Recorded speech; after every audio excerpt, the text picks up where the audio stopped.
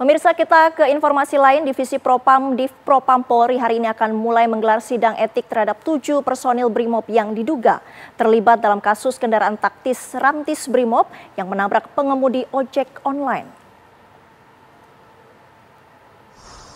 Sidang etik di hari pertama ini akan didahului dengan sidang terhadap Kompol K selaku Komandan Batalion Danyon Resimen 4 Korps Brimob yang masuk dalam kategori pelanggaran berat. Untuk sidang etik personil yang juga perbuatannya masuk dalam kategori pelanggaran berat, yakni Bribka R, akan digelar pada Kamis esok. Kedua personil Sat Brimob ini merupakan 2 orang yang duduk di bagian depan Rantis.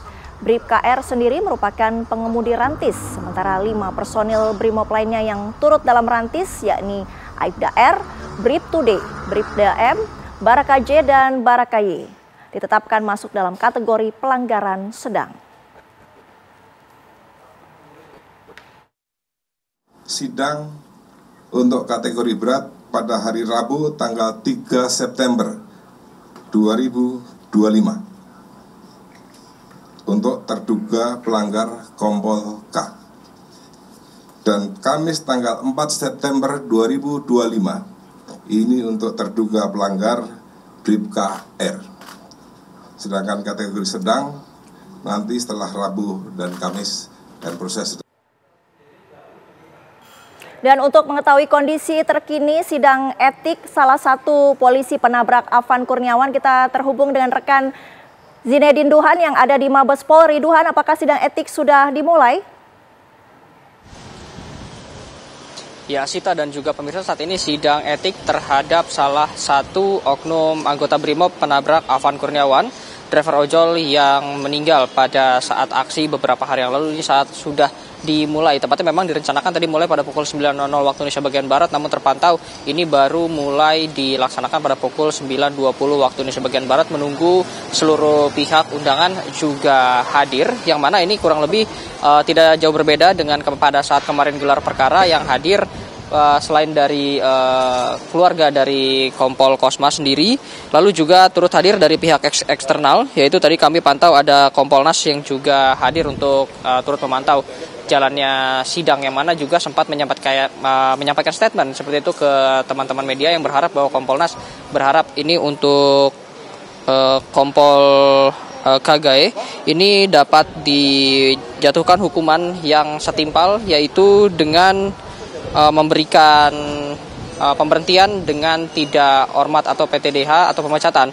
Seperti itu, yang mana juga menurut dari hasil gelar perkara kemarin yang dilakukan, ini ketujuhnya sudah terbukti melakukan pelanggaran etik. Memang 2 digolongkan sebagai pelanggaran etik kategori berat, sedangkan 5 lainnya digolongkan ke dalam pelanggaran etik kategori sedang. Nah, yang akan disidangkan dalam hari ini dan juga besok ini adalah yang di kategori berat. Untuk di hari pertama ini ada Kompol KGE yang menjabat sebagai Danyon Resimen 4 Korps Brimob Polri, yang saat itu memang duduk di depan di samping pengemudi pada saat kejadian yang menewaskan Afan Kurniawan, driver ojol yang meninggal pada saat aksi massa beberapa hari yang lalu. Adapun memang pasal yang jadi pembuktian atau pasal yang dilanggar oleh ke-7 oknum anggota Brimob ini adalah pasal 13 Undang-Undang Nomor 2 Tahun 2002 tentang Kepolisian Negara Republik Indonesia, yang mengatur tentang tugas pokok Kepolisian Negara Republik Indonesia, yaitu memelihara keamanan, ketertiban masyarakat, menegakkan hukum, memberikan perlindungan, pengamanan, dan pelayanan kepada masyarakat, serta bukti-bukti otentik lainnya yang juga membuktikan bahwa memang ke-7 oknum anggota Brimob ini layak untuk masuk ke dalam sidang etik. Hingga saat ini kami masih terus memantau bagaimana jalannya sidang etik, karena memang ini tadinya dibuka untuk umum, namun tidak seluruhnya. Ini hanya bagian awalnya saja, tadi dari mulai masuk hingga ketok palu, dan nantinya juga akan kembali dibuka untuk umum pada saat pembacaan putusan. Sedangkan untuk 5 orang lainnya, 5 atau 6 orang, yang satu Bribka R ini akan melakukan sidang etik besok, dan untuk 5 orang lainnya akan menyusul disesuaikan dengan ketersediaan waktu. Untuk sementara itu, Sita. Adakah penjelasan dari pihak Mabes Polri mengenai sidang etik ini kenapa dilakukan secara tertutup, Duhan?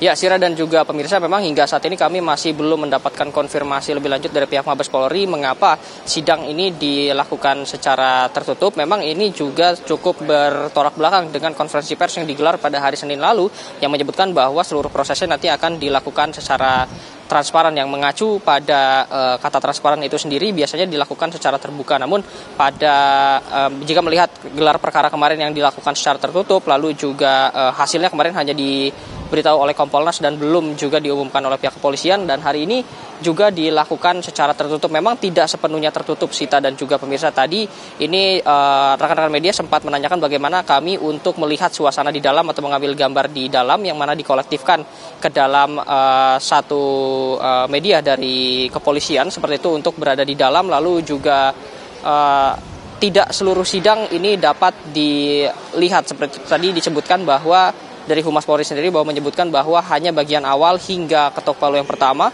lalu juga nantinya akan kembali dibuka atau dapat disaksikan pada bagian putusan yang nantinya akan dibacakan di akhir, yang kira-kira tadi estimasinya sekitar pukul 15.00 waktu Indonesia bagian Barat. Tentunya juga keputusan ini masih terus berubah-ubah, fluktuatif, karena juga dari dalam beberapa jam terakhir ini ada yang menyebutkan bahwa tidak boleh ditayangkan, ada yang juga menyebutkan bahwa boleh untuk diliput, dan berbagai informasi yang terus berubah sesuai dengan keputusan dari Divisi Humas Polri. Sita. Sinedin Duhan langsung dari Mabes Polri, terima kasih atas informasinya.